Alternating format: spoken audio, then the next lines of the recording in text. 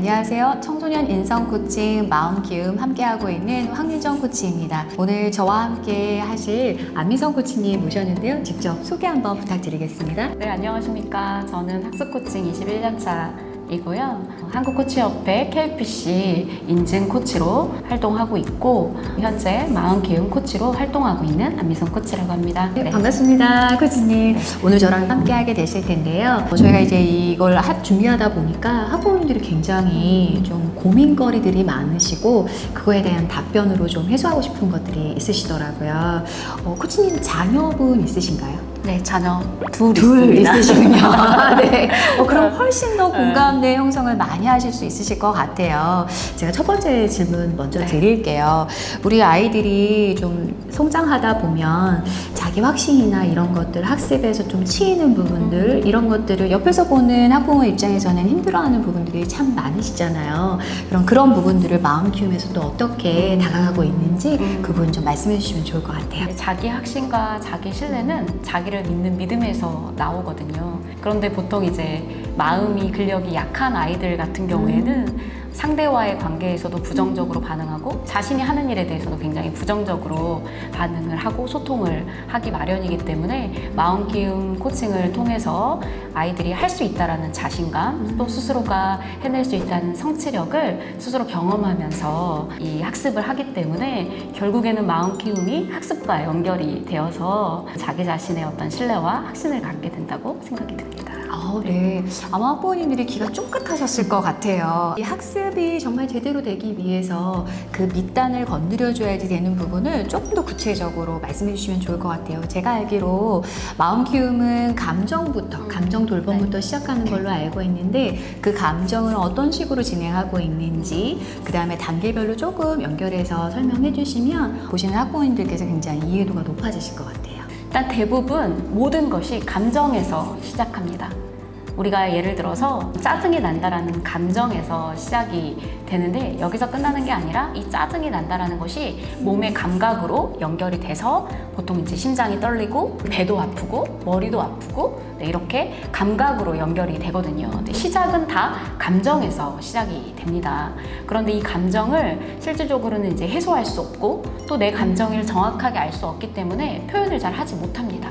그러면은 그냥 배가 아픈 채로 그냥 머리가 아픈 채로 보내게 되고 이제 그것이 다른 데 에너지로 소비가 되기 때문에 결국은 학습을 할 수가 없게 되는 경우가 많이 있거든요. 감정에서 시작해서 내가 진짜 원하는 욕구 발견을 통해 진짜 아이가 원하는 것이 무엇인지 그리고 또 학습과 관련해서도 어떻게 하면 더 나은 어떤 학습 방법을 찾을 수 있는지까지 가는 것이 마음 키움이라고 할 수 있습니다. 네. 지금 이제 들어보니까 학습까지도 가는데 학습에서 보통 이제 문해력이라는 말 많이 하잖아요. 우리 아이들이 독서 습관, 독서 교육, 언어 교육 이런 것들은 어떻게 또 할 수 있는지 그 부분을 좀 전문가 입장에서 얘기해 주시면 좋을 것 같아요. 독서 습관은 굉장히 너무 어려운 것 같습니다. 저도 개인적으로 어릴 때부터 아이들에게 이제 독서 습관을 길러주기 위해서 퇴근해서 되게 바쁜데도 불구하고 아이들과 꼭 책을 하루에 2권씩 읽었던 기억이 나는데 이제 그만큼 부모의 노력이 많이 필요하긴 해요. 네. 그래서 당장 아이들한테 책을 읽으라고 한다고 해서 읽혀지지는 않습니다. 그래서 제가 추천하는 방법이 하나 있다면 최근에 제가 아시는 부모님들도 보면 아이의 손을 잡고 주말마다 도서관에 가시는 분들이 있으세요. 네. 그래서 자연스럽게 아이들이 원하는 책을 골라보게 하고 또 그림도 보고 글도 읽으면서 아, 책이 좀 재밌네? 이게 이제 눈에 들어와야 실질적으로 이제 책을 접하게 되는 거고요. 실은 이제 학습을 하는 데 있어서 실은 문해력은 너무너무 중요하고 초등학교 과정에서 대학교 이 수능 과정까지 가려면 이 학습이 특히 독해 문해력이라고 하는 것은 너무 중요합니다. 실은 꼭 뭐 아주 뭐 이렇게 깊이 있는 책을 읽어야 되는 건 아닌 것 같아요. 네. 만화책부터 시작해서 나중에는 스토리가 있는 책으로 이왕이면 아이가 책 읽기를 싫어한다 그러면 뭐 삼국지라든지 좀 스토리가 긴 책들을 한번 읽으면 되게 도움이 될 거라고 생각이 듭니다. 네. 독서의 영향력은 좀 굉장히 큰 것 같아요. 어릴 때부터 습관이 잡혀있는 아이들도 성장기 때 학업에 치여서 독서가 조금 멀어지는 이런 경우들이 많이 발생하는데 옆에서 누군가가 힘이 되어줄 수 있는 것, 그리고 함께 동참해줄 수 있는 게 부모이면 너무 좋고, 부모님들이 또 뭐 워킹맘도 많고 아버님들도 굉장히 많이 바쁘시잖아요.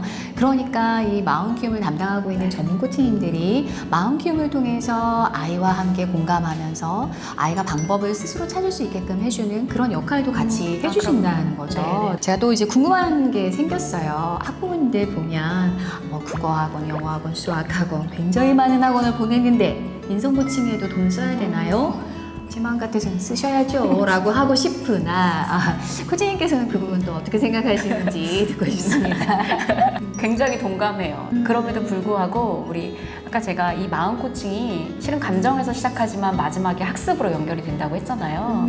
실질적으로 아이들이 공부하는 시간을 굉장히 많이 투자를 합니다. 근데 그 시간에 정말 공부를 하고 있나요?